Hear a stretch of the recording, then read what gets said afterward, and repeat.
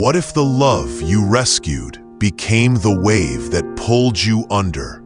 Tony met Sandra on a humid Lagos night, under a flickering streetlight near Ojuelegba.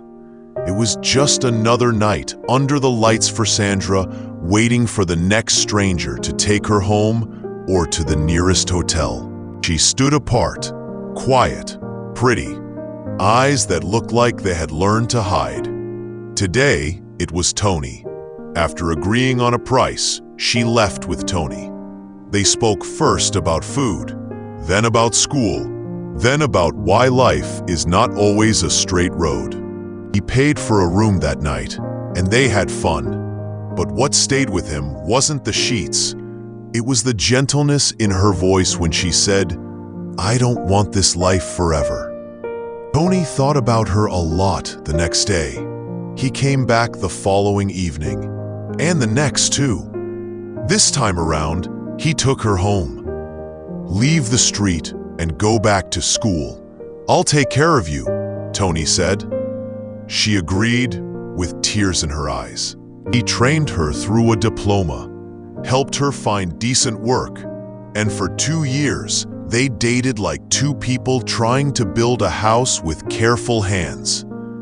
No rush, no drama, just steady bricks. They married on a Saturday with small rice, big smiles, and soft worship songs in a modest church at Surulere. Sandra was warm, present, and diligent. Market on Saturdays, stew in the freezer, reminders in the fridge. She took in twice and had Joshua and Kamsi. Their tiny apartment felt like it had 4 sons. He liked coming home to his children and beautiful wife. 7 years passed, like a good film you don't want to end. Then one evening, over Nkwobi and cold beer, Tony and his friends gisted about a story on social media. DNA Wahala. A man finding out he wasn't the father of his only child. Mo, curiosity fitsave person, one laughed. They joked, they argued, and shook their heads at how things like this still happen. Tony did not argue. He smiled, sipped, and said nothing. But later that night, Tony stared at the ceiling fan spin in lazy circles. A thought he didn't invite sat beside him.